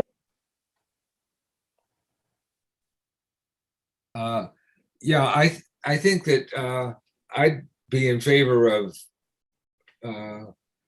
bringing this up again at the next meeting and using that time to have the community take a more careful look, a deeper, more thoughtful look at this memorandum of agreement. I have a feeling it was since it was in the consent agenda, it probably didn't get a lot of attention from people who really want to know pretty much what goes on. So it's going to allow for some more discussion on it, a greater public awareness of how different it is going to be going forward than it has been up till now. And also it's a chance to get clarity from the city commission to the chief about what we would like to see in terms of reportage and benchmarking and so forth, so we can document how much of a difference this change is making. Because my hope is, and I'm sure Chief Coakley's hope, and said Don Webster's as well, and all the others, is this is going to be significantly an improvement. Well, I just would like to use this 2-week period here to flesh that out a little bit, so it's a little clearer what we mean by more clarity. I do not want us to go back unilaterally and make the other two parties renegotiate the agreement. I think that the change that's been made so far is all in the right direction. We could quibble about whether it should go a little further or not, but unless there's something very definite that we could change that we could quickly agree on, I would rather us concentrate on documenting a little bit more clearly what the city commission expects from our police officer and his superiors regarding the performance of this person in the job that he may be approved to be doing. Thank you, Commissioner Urban. Commissioner Pradel. You know, I think the other thing to think about here too is it's not really like a question of like we're deciding, is there going to be an SRO officer in Loy Norris or not? If we don't agree to this or not, they're going to find another officer from another jurisdiction to put in there, or some rental security officer, and it's going to be a jurisdiction that's not giving the thought and caring about it that we are. So, you know, I mean, that's the other thing that I keep thinking about as well, is that at least we're having the conversation about it, and at least we know that can't look the chief in the eyes per se right now because we're virtual, but, you know, I feel like you hear us, you know, in terms of the cares that we have. And so, I mean, you know, I guess my question would be is like, what's the alternative to not voting on it or voting no on it? So any other discussion on the motion that's on the floor, which is to postpone the approval of this memorandum of agreement with Kalamazoo Public Schools until our next meeting on July 6th?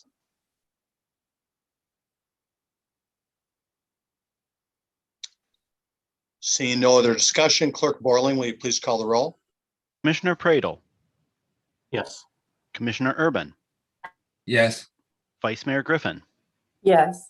Mayor Anderson, Yes. Commissioner Cunningham, Yes. Commissioner Hess, Yes. Commissioner Knott. Yes. Thank you, Commissioners. The motion passes. Next are reports and legislation. City Manager Ritzman, do you have a report? I don't have anything specific, but just backing up a step, I think it would be helpful for Chief and I and others to know exactly what is going to be happening between now and the next meeting with respect to this action coming back, or the request for action. Are we going to be getting input from the commission about it? Or are we bringing it back and then listening to the input at the next meeting? Just confusion in there. I think that's a valid question, Manager Ritzman. So I would suggest that it is our responsibility, Vice Mayor, Commissioners, to, as quickly as possible after this meeting, think about in specific what things we would want answers to, what will help us make what feels like a more informed decision at our next meeting when we've set a date to look at this again. Great. Thanks, Mayor. Yeah. At this time, we'll hear from commissioners who wish to make comments. Commissioner Urban. Yes, I have one. I'm understanding that the funding for the project to convert the housing, the Knights Inn to studio apartment housing, the funding for that is incomplete. And it's unclear whether it will be completed in time for the construction to actually begin at a date that had been set. So far, we're depending on philanthropy to make the difference. There's contributions that the city could make. There's contributions that presumably with the approval of the FFE Board of Directors, they could make. But I think I've got the impression that people are looking for broader support for something like this than just the usual set of philanthropists. And so I'm bringing this to everybody's attention, saying this is a community responsibility. It's all of our responsibility to deal with inadequate housing in Kalamazoo. It's a question of poverty. What can the city do? What can all of us do to alleviate the stress that comes from that? I think it would help the philanthropists to know that the ordinary citizen, that someone under $25,000 gifts a year type folks are stepping up too. And I was just wondering if it's time to consider someone in the community, maybe the Lift Foundation, maybe an individual, starting a GoFundMe movement to help this. It's an issue that we're all going to be very embarrassed about if it turns out we bought this property and we can't use it. So I'm concerned about that. I'm just lifting it up for people's awareness, and I'm hoping that good things will come from that. Thank you. That's all. Thank you, Commissioner Urban. Commissioner Cunningham. Yes, I just want to have one announcement. Run This Town Kalamazoo, formerly known as Networking Out, is collaborating with a bunch of organizations in the community, Men Who Give, Fatherhood Network, Kalamazoo Black Male Association, Gazelle Sports, our Kalamazoo Photons, our professional basketball team here in the community, Men of Purpose, Fit Bellevue are all organizations that are collaborating to get more men out tomorrow, 6 p.m., Mayor's Riverfront Park at one of our beautiful city locations in honor of Men's Health Month, which is June. So again, you can come walk, jog, or run this town with us. It's a kid-friendly event, so bring the babies out. It's also a pet-friendly event, so if you have animals, bring them out also. And come walk, jog, or run this town, 6 p.m., Mayor's Riverfront Park. Thank you, Commissioner Cunningham. Commissioner Knott. I'm all set tonight. Thank you. Thank you, Commissioner Knott. Commissioner Pradel. Sure. Thank you, Mayor. So there's a survey out right now trying to collect community input on the federal stimulus dollars, the $38.8 million. It's at kalamazooCity.org/ARP. There's both versions in Spanish and English on that page. And then I think I counted there are 19 locations around the community if you go to that page where you can actually pick up a paper copy. And that's available through July 18th. So it'd be really helpful for us in terms of prioritizing from a city staff perspective and from commission if you could please provide your input on that as well. Also, just wanted to remind the public, public services crews are out in full force. There's a lot of infrastructure projects going on around town. Please be thoughtful and try to keep those individuals safe while you're driving and just kind of go easy around those areas. I also wanted to just take a chance to lift up a city staff story as well. A number of you might know Charles, who is head security individual at City Hall. You'll see him greeting just about everybody who walks in very kindly. And I've enjoyed getting to know Charles throughout my short tenure here on City Commission. City of Kalamazoo is very, very lucky to have him and on our team. Recently, the Kalamazoo and Bloom folks were out planting in the area on one of the really cold days a few weeks ago. And just to give you an idea about the care he takes with the city, he just walks outside unexpectedly with the individuals out there on that rain cold day with some hot cocoa for all the individuals that he had gotten for those individuals. And just so you want to lift up that story as just a reminder of the people that we have who work for the city. And there's so many individuals that care a great deal about the city, take a tremendous amount of pride in the work. And I think Charles is one of those individuals as well. So I want to take a chance to give him a shout out. That's all I have for tonight. Thanks so much. Thank you, Commissioner Pradel. Commissioner Hess. Just a few things here. Tonight we did the proclamation for the St. Luke's Diaper Bank, and I wanted to say a little bit more about that. because I do have a personal interest and support of the diaper bank. Ways, and Sarah mentioned it in her comments, but just so you know, that ways that you can continue to support the diaper bank in Kalamazoo, you can donate diapers. You can take them and drop them off at St. Luke's to the office there. You can host a diaper drive within your organization, or if you have a shower, a baby shower, bring some extra diapers for St. Luke's, or just host a drive and raise those diapers. You can donate funds so that they can purchase diapers, and the majority of their diapers are purchased and then packaged. So you can also volunteer with them to repackage into packages of 50 for the week. And if your baby grows out, if your child grows out of a certain set of diapers, you can donate any unused diapers to the diaper bank and they will use them. That said, St. Luke's Diaper Bank began as the idea of one person who did a diaper drive on the campus of Kalamazoo College. And they found people, like they said, they found people in Kalamazoo who needed diapers and they gave them away. And so my point is that in times like these, it seems to me that we should be reminded that one person can make a difference.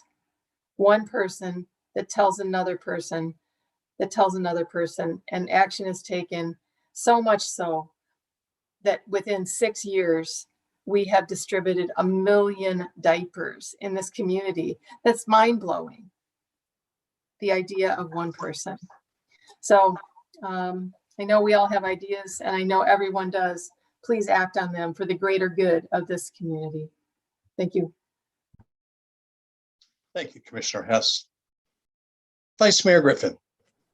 Thank you, Mayor Anderson. I want to start off with saying to City Manager Ritzema, I know we'll follow up and have additional conversations, but I know for starters, for myself, I'd like a copy of the old memorandum as well, just to do some comparison.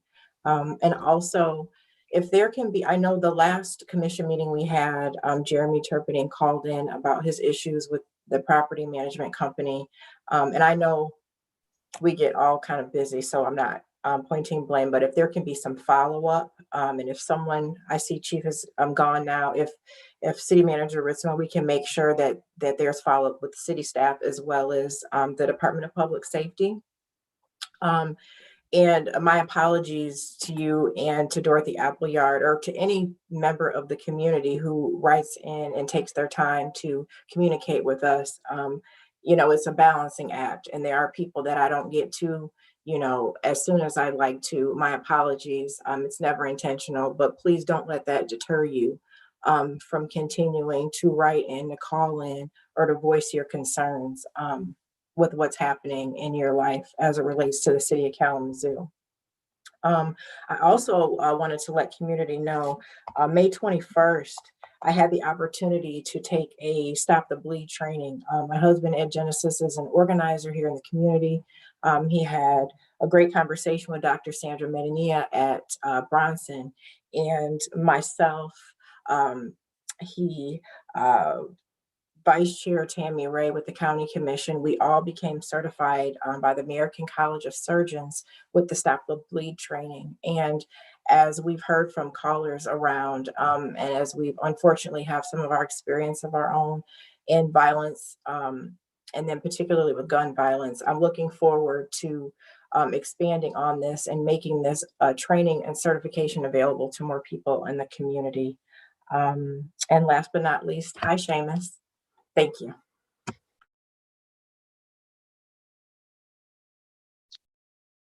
just once again want to say it's a pleasure to serve with everybody here and to get to serve this community that I care a great deal about. I've got a few things to go through, kind of tying into the hot cocoa story there. I want to recognize all the volunteers that participate in doing all the beautiful plantings down at Bronson Park. Kalamazoo in Bloom is very involved in that. Many volunteers out. I was able to walk by and and say thank you personally. Some folks a couple of weeks ago, as all that planting was going on, that's a huge gift for the city of Kalamazoo. Please walk around down there and enjoy that. It's a blessing for all of us. On another side of things, I want to recognize that a long time leader and an advocate and hard worker in Kalamazoo, Wendy Fields, who is president of the NAACP. Her mother has passed away, and there is going to be a funeral for her. I believe it's tomorrow at Mount Zion at 1 o'clock. I just want to pass on community condolences to Miss Wendy Fields and her family, and to recognize all that she does and has done and continues to do in the community. I had the opportunity on June 19th, on Saturday, to participate in a community recognition of that event down at our Arcadia Park that was organized by Mr. Jermaine Jackson, who was a volunteer around town. Several great things happened that day. I also want to recognize O'Neill and Terry Benton Ollie, who organized a more public graduation ceremony, and that was emceed by the always classy Von Washington Jr. and bracketed by important people in the community here, and doing that recognition for young people, and talking once again, Commissioner Hess, about education, about the promise, and about how important that is for our community. I also went down, as these things happen, I think a call came in on Father's Day, Sunday, about a tragic fire that was occurring in a building down by Kalamazoo River. They're on Mills. It's owned by the land bank, but in the process of possibly being sold to Kama Mitchell for the good work that she wants to do. And there was a fire, a serious fire down there. And so on Father's Day, there was a crew of public safety officers out there well into the day fighting that fire. It was actually serious enough that it was too dangerous for them to go into the building right away. Actually had to get a very large piece of heavy equipment down there to begin to tear some walls down. And it was sad to see that go. I had an opportunity to talk to Christopher Franks, who is a homegrown member of the Kalamazoo Department of Public Safety, and also a recruiter for the Kalamazoo Department of Public Safety. And I just want to remind us all that public safety is better when it's people who are from this community, who know each other, who can make those community-based decisions because they know people by name. And so I just want to encourage people to consider that honorable work, and work that is as much a mission as it is a job. So thank you to your team, Christopher Franks, and all the work you did on Sunday. Last thing I want to recognize is a national hero that I hope we will all be watching. Her name is Kutora Orji. She is qualified again for an Olympic spot. She qualified on Sunday, just yesterday, at the USA Track and Field Trials. She is a competitor for our country in the triple jump, and she set a record there at the trials in qualifying for the triple jump. She is actually a little shorter than a normal triple jump hero is. She's just 5'5", but obviously brings a lot of energy to it. I think her qualifying jump was 47 feet, 7 3/4 inches. Think about that. That is actually quite a bit wider than many of the lots are in the city of Kalamazoo. So I'm looking forward to supporting her in the Olympics. But one more thing I'd like to talk about. She does have a website. I would suggest anybody to go to it. Her first name is KUHTORUH, last name ORJI. She just got married, so she may have changed it to something a little less unusual. I think her husband's last name is Smith, but if you didn't, I know she still has that website. I would suggest you going to it. She's a college graduate and she is focused on finance and very, very much wants to participate in helping families, low income and middle income families build wealth and make smart finance decisions in their life. And I'm sure she's going to be, from the sounds of things and listening to her talk about it, she's going to be a gold medal winner in that department as well. Watch for her. She is an example of the best we have to offer here. Keep your hearts open. I love you, Kalamazoo. We're adjourned.